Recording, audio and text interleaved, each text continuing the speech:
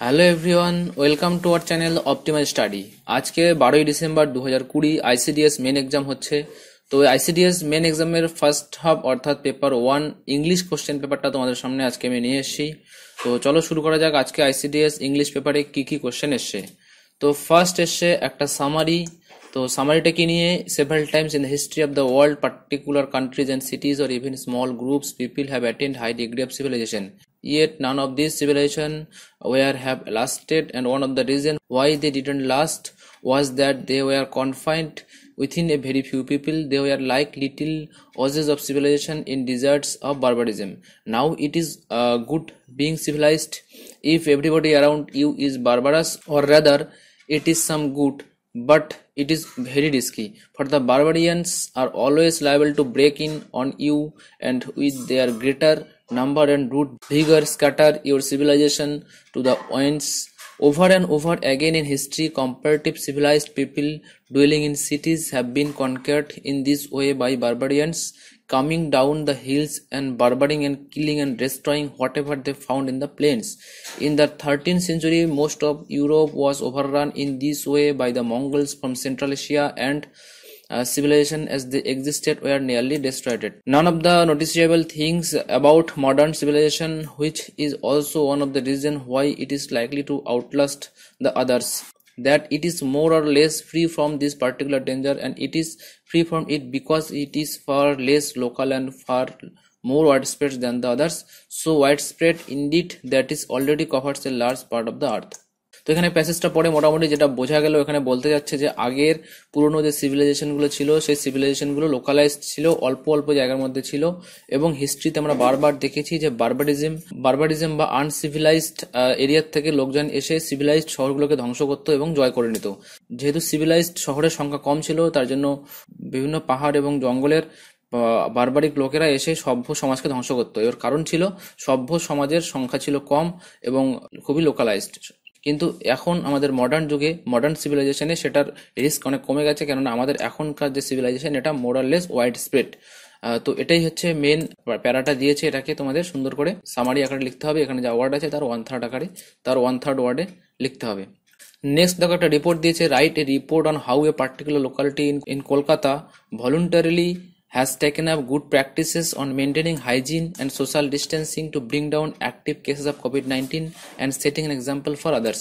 তো এইখানে যে রিপোর্টটা দিয়ে তোমাকে কোনো পয়েন্ট দেয়নি, তো এখানে একটা হাইপোথেটিক্যাল তোমাকে সিচুয়েশন বা হাইপোথেটিক্যাল একটা কন্ডিশন তোমাকে লিখতে হবে।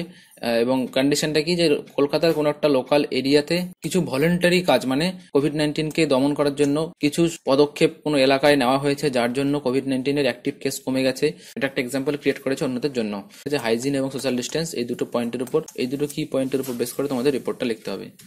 নেক্সট হচ্ছে, এরপর হচ্ছে answer the following according to the instructions given alongside the full marks of the each question given below. তো এখানে কিছু গ্রামার দিয়েছে। প্রথমটা হচ্ছে change into a complex sentence, he died in his native village. তারপরে simple sentence, the boy was disobedient and so the teacher punished him. Change into compound sentence, if you do not hurry you will miss the train. তারপরে passive ভয়েসে করতে বলেছে, one should keep one's promise. তারপরে active ভয়েসে করতে বলেছে, our army has been defeated by the enemy. তারপরে correct preposition use করতে বলেছে, hereafter he is disqualified, of হবে কি ফর হবে, হোল্ডিং এনি গভর্নমেন্ট পোস্ট। তারপর হচ্ছে he is expert in or on inventing stories, এটাকে কারেক্ট প্রিপোজিশন লিখতে বলেছে। He is intent upon or on visiting Norway, correct preposition. He said my master is writing letters, এটাকে indirect স্পিচে করতে বলেছে।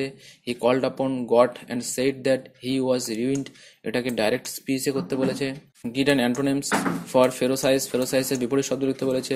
Give the synonyms of অর্থির synonyms সমার্থক শব্দ লিখতে বলেছে। He talked of or cried out against injustice, correct option choose করতে বলেছে। He was let into or put into her secret, এটাতে কারেক্ট সিলেক্ট করতে বলেছে। He predicts on or holds on no promise for future prospects, এটাকে correct option choose করতে বলেছে। এই 15টা grammar ছিল 30 নম্বরের, 2 নম্বর করে একটাতে ছিল। তারপর এখানে বেঙ্গলি টু ইংলিশ একটা ট্রান্সলেশন ছিল। গান্ধীজিকে নিয়ে রচিত লুই ফিশার তার প্রবন্ধের শেষের আগের অনুচ্ছেদে তাকে পৃথিবীর অন্যান্য নেতাদের সঙ্গে তুলনা করে তার ব্যক্তিত্বের পিছনে রহস্যটি কী তা উদ্ঘাটিত করেছেন। ফিশার বলেছেন যে লয়েড জর্জ চার্চিল এবং রুজভেল্টের মতো পৃথিবীর নেতারা এক বিরাট কর্তৃত্ব প্রয়োগ করতেন এবং এই কর্তৃত্বের উৎস ছিল তাদের অধিকৃত উচ্চ পদ এবং তার আনুষঙ্গিক আড়ম্বর, যেমন প্রাসাদ বা ঐতিহাসিক অট্টালিকা, প্রহরী, অপেক্ষা কক্ষ ইত্যাদি। তাদের মহৎ দেখাতে এবং তারা তাদের ব্যক্তিত্ব ও প্রাধান্য আড়ম্বরের সঙ্গে প্রদর্শন করতেন এবং ফিশারের মতে এগুলি সবই তাদের ধার করা পদ থেকে আসতো। কিন্তু গান্ধীজি কোনো উচ্চ পদ অধিকার করেননি আর পৃথিবীর অন্যান্য নেতাদের মতো চমকপ্রদ আড়ম্বর ছিল না। তো এটা হচ্ছে একটা ট্রান্সলেশন দিয়েছে, মোটামুটি এভারেজ মানের ছিল, বেশি একটা কঠিন ছিল না। তো এই হচ্ছে ইংলিশের টোটাল কোশ্চেন 100 নম্বরের। তো যে কোনো কম্পিটিটিভ পরীক্ষার প্রিপারেশনের জন্য আমাদের চ্যানেলটিকে তোমরা অবশ্যই সাবস্ক্রাইব করো। আজকের ভিডিওটি ভালো লাগলে লাইক করো এবং বন্ধুদের সাথে শেয়ার করো এবং ওয়েট করতে থাকো নেক্সট কোশ্চেন পেপার অর্থাৎ পেপার 2 বাংলা কোশ্চেন পেপারটার জন্য। তো পেপার 2 এক্সাম শেষ হলেই আমরা সেকেন্ড পেপারটা তোমাদের জন্য আপলোড করব। শেষ করছি এখানেই। Thank you.